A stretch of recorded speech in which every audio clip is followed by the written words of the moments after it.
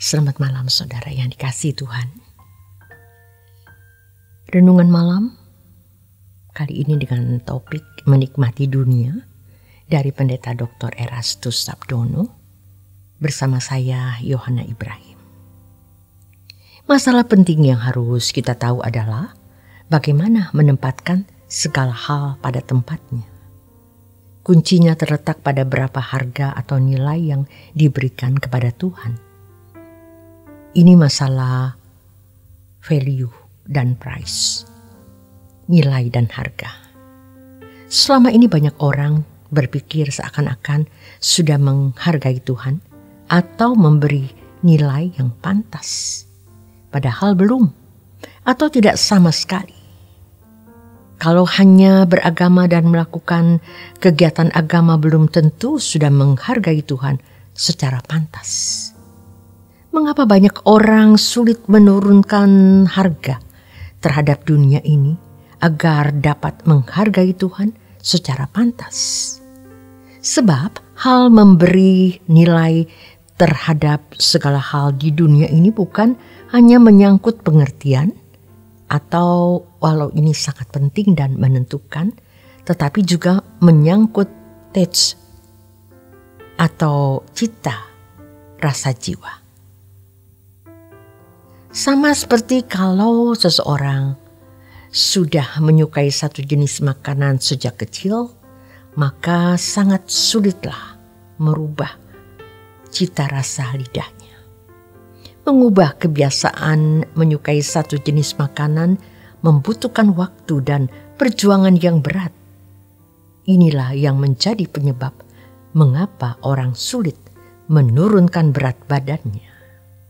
Seorang yang terkena penyakit diabetes mellitus harus mengubah pola makannya. Kalau tertumpuk pada jenis makanan yang berkadar manis tinggi, maka harus memandang bahwa itu racun bagi dirinya. Ini sama dengan seorang yang kadar kolesterolnya tinggi. Setiap kali bertemu dengan makanan yang berkadar kolesterol tinggi, maka harus memandang sebagai makanan yang berbahaya bagi dirinya. Pola pikirnya yang diubah dulu, maka cita rasa lidahnya juga akan diubah. Banyak orang yang tidak mau mengubah pola berpikirnya karena memanjakan diri. Ia berkata bahwa dirinya tidak bisa makan sayuran. Yang lain menyatakan bahwa ia tidak bisa minum kalau tidak manis. Mereka tidak peduli apakah itu membahayakan dirinya atau tidak. Akhirnya, hal cita rasa lidah ini menjadi ikatan yang tidak mudah dilepaskan. Mengubah cita rasa lidah saja tidak mudah, apalagi kalau cita rasa jiwa tentu jauh lebih sulit. Keinginan daging, keinginan mata, dan keangkuhan hidup adalah cita rasa jiwa yang harus digantikan dengan cita rasa jiwa yang benar, yaitu melakukan kehendak Bapa atau memuaskan hatinya. 1 Yohanes 2 ayat 15-17. Ini yang dimaksud dengan kasih akan Bapa. Keinginan daging selain soal makan minum juga soal seks.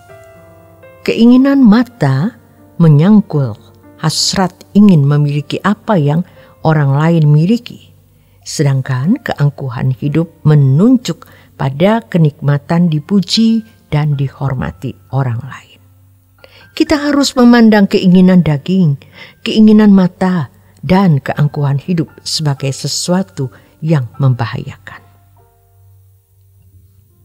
Lebih tegasnya dipandang sebagai racun. Kita tidak bisa mengalami perubahan cita rasa jiwa ini secara otomatis. Perubahan ini bisa terjadi hanya melalui usaha yang benar-benar serius dan dengan segala pengorbanan. Pada dasarnya, berhala sama artinya dengan Allah yang arti sempitnya adalah objek yang disembah dan dipuja. Kalau objek itu adalah Tuhan semesta alam, maka disebut sebagai Allah. Tetapi untuk objek yang lain disebut berhala. Jadi, siapakah Allah? Bagi seseorang, dialah berhala. Atau siapakah berhala? Seseorang, dialah Allahnya. Kalau berhala dalam teks Ibrani, ada beberapa di antaranya yang sering digunakan adalah Elil, yang artinya naut, tidak ada hasil, tidak mencukupi, tidak bernilai. Dalam teks bahasa Yunani untuk kata berhala adalah idololatres. Idololatres bertalian dengan kata latria, yang artinya pengabdian atau pelayanan. Dalam hal ini berhala atau sesuatu yang menggerakkan seseorang untuk melakukan pengabdian atau pelayanan. Adapun pengertian berhala dalam arti luas adalah sesuatu atau satu pribadi yang dianggap paling berharga sebab mendatangkan kesenangan atau kebahagiaan, keuntungan, dan keamanan. Tentu saja berhala bagi seseorang adalah pusat kehidupan di mana seseorang bergantung dan jiwanya melekat. Seseorang tidak akan merasa lengkap tanpanya. Kehidupan ini akan menjadi sepi dan kosong tanpanya. Dengan demikian, seseorang tidak bisa hidup tanpanya. Dalam hal ini berhala atau Allah adalah kelengkapan hidup yang mutlak, harus ada Allah, atau berhala adalah pasangan hidup. Kalau istri atau suami adalah pasangan hidup sepadan, artinya sama-sama manusia. Maka Tuhan adalah pasangan hidup yang tidak sepadan, artinya tidak berjenjang, sama tetapi mutlak harus dimiliki. Kemutlakan Tuhan sebagai pasangan hidup ini dituangkan Paulus dalam Efesus 5 ayat 32, yaitu ketika Paulus berbicara mengenai hubungan suami istri.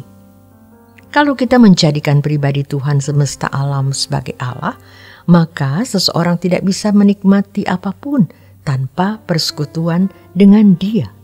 Artinya, tanpa hidup dalam keharmonisan dengan Dia. Dia adalah pribadi yang bisa membahagiakan jiwa manusia. Dengan demikian, Tuhan adalah pribadi yang bisa dinikmati. Berbeda dengan kuasa jahat yang hanya bisa memberi kebahagiaan atau kesenjangan dengan fasilitas dunia ini. Sebab dirinya tidak bisa dinikmati iblis, bisa menyenangkan jiwa manusia dengan berbagai fasilitas, sehingga manusia tidak merasa membutuhkan Tuhan, sampai jiwanya tidak dibiasakan menikmati Tuhan, sampai tidak akan pernah bisa menikmatinya. Dengan demikian, kalau seseorang bisa menikmati dunia ini tanpa persekutuan dengan Tuhan, berarti ia tidak menjadikan Tuhan semesta alam sebagai Allahnya. Itu berarti menyembah iblis. Kalau seseorang bisa menikmati dunia tanpa persekutuan dengan Tuhan, berarti ia tidak menjadikan Tuhan semesta alam sebagai Allahnya. Demikian renungan malam untuk malam hari ini. Selamat menikmati malam Anda bersama keluarga dan orang-orang yang Anda kasihi. Tuhan Yesus memberkati.